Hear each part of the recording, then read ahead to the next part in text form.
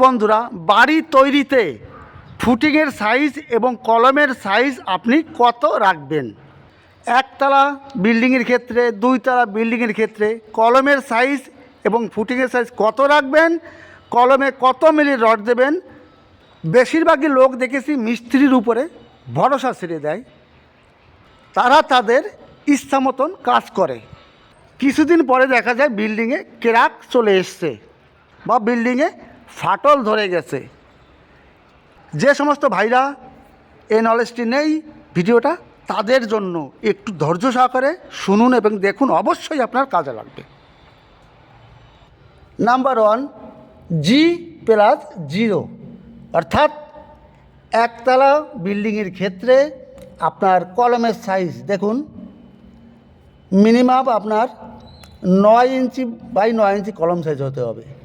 9 inch by 9 inch.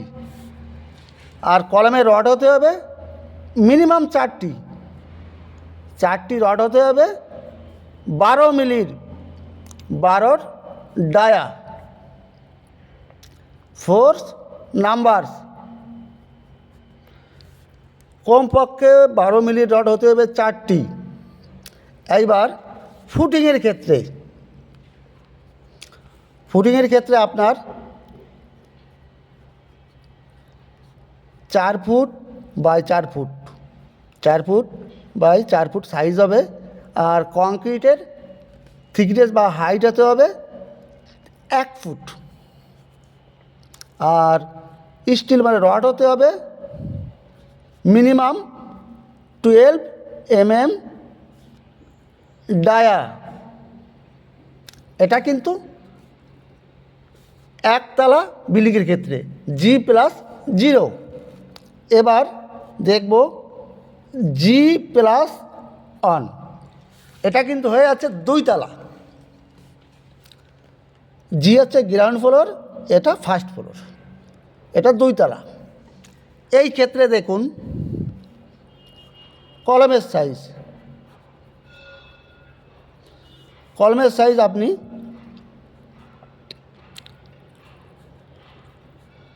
9 inch by 12 ইঞ্চি করবেন। আর minimum আপনাকে এখানে যদি 12 মিলির রড দেন 6টা দিতে হবে। আর যদি 16 মিলির রড দেন তাহলে 4টা দিলেও হবে। এই জায়গায় দেখুন আমি 16 মিলির রড দেবো। কলমের সাইজ কিন্তু সেই সময় কিন্তু আপনার 12 ইঞ্চি করলে হবে না, তখন আপনি 9 ইঞ্চি বাই 9 ইঞ্চি করবেন। এর কলমের যে 4টি রড হবে এ কিন্তু হবে 16 ডায়া। মনে রাখবেন, কলমের সাইজ আপনি ছোটো করতে পারেন কিন্তু 12 ডায়া এখানে দিলে হবে না। যেমন 1 ফ্লোরে দেখুন একতলাটায় আপনার 4টি হয়েছে, এখানে কিন্তু 12 ডায়া, কিন্তু এখানে 2 ফ্লোরের ক্ষেত্রে কিন্তু এখানে 16 ডায়া চলে এসছে। এই ভুলটা আপনারা করবেন না। এইবার ফুটিংয়ের ক্ষেত্রে দেখুন আপনার 4 ফুট বাই 4 ফুট করবেন, কিন্তু মিনিমাম আপনাকে 12 ডায়া 12 মিলির রড 6 ইঞ্চি সেন্টার দিতে হবে। মিনিমাম 16 মিলি দিলে ভালো হয়, কিন্তু মিনিমাম আপনার 12 মিলি রড দেবেন, কখনোই 8-10 রড দেবেন না। আর কংক্রিটের যে ডিপথ 1 ফুট করতে হবে। 1 ফুট আপনাকে করতেই হবে, কম করলে চলবে না। নেক্সট দেখুন G+2 হচ্ছে আপনার 3 তলা ফাউন্ডেশন। 3 তলা ফাউন্ডেশনের ক্ষেত্রে আপনার কলম সাইজ দেখুন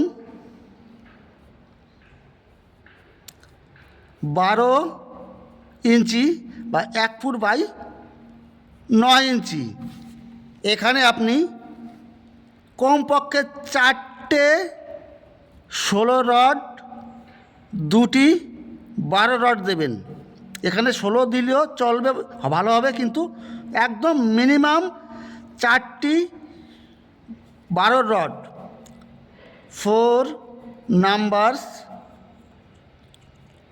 16 ডায়া 16 রড, এই 4টি কিন্তু 16 রড, আর 2টি হচ্ছে 12 rod plus 2 numbers 12 milli rod. এটা G+2 অর্থাৎ 3 তালার জন্য। এরপরে এর ফুটিংটা করবেন। দেখুন এর ফুটিং সাইজটা দেখুন।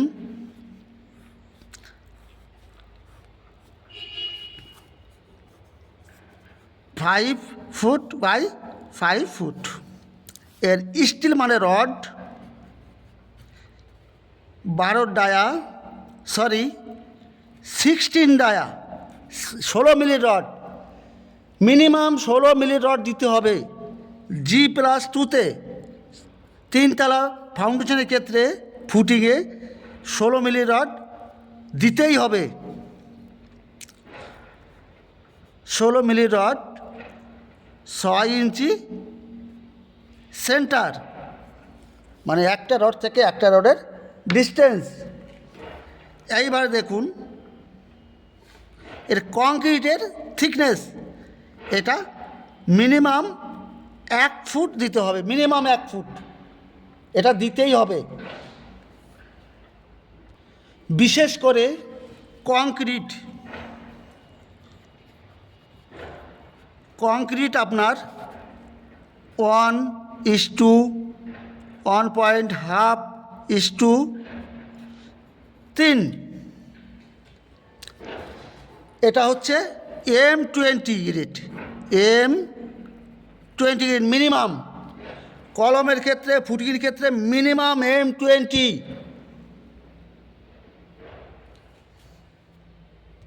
আপনি যদি 1:2:4 দেন, এটা দিলে সব থেকে ভালো হয়। আপনার এটা দিলে সব থেকে ভালো হবে, এটা দিলেও ভালো হবে, কিন্তু এর থেকে ভালো হবে 1:2:4। 1 ভাগ সিমেন্ট, 2 ভাগ বালি, 4 ভাগ পাথর, এটা দিলে সব থেকে ভালো হয়। বিশেষ করে কলমের বা পিলারের যে রিংটা দেবেন, রিংয়ের যে হুকটা 135 ডিগ্রি ব্যান্ড হতে হবে। 8 ডায়া 8 মিলি রড, 6 ইঞ্চি সেন্টার, মানে কলমের যে রিংটা তার সেন্টার হবে 6 ইঞ্চি আর 8 মিলি রড। এটা কিন্তু মনে রাখবেন, এটা খুবই গুরুত্বপূর্ণ। মানুষ কিন্তু জীবনে একবারই বিল্ডিংটা তৈরি করে, কিন্তু সেটা যদি ভুল না হয়, টেকনিক্যাল পারসন অর্থাৎ ইঞ্জিনিয়ার দ্বারা ঘর করবেন। নন টেকনিক্যাল অর্থাৎ মিস্ত্রি দিয়ে কোনো দিন ভরসা করবেন না, কিন্তু কাজ করবে ঠিক আছে, কিন্তু মেইন রাখবেন টেকনিক্যাল পারসন, ইঞ্জিনিয়ারকে। ধন্যবাদ বন্ধুরা, ভালো থাকুন, সুস্থ থাকুন, আবার আপনার সামনে আসবো নতুন ভিডিও। All the best.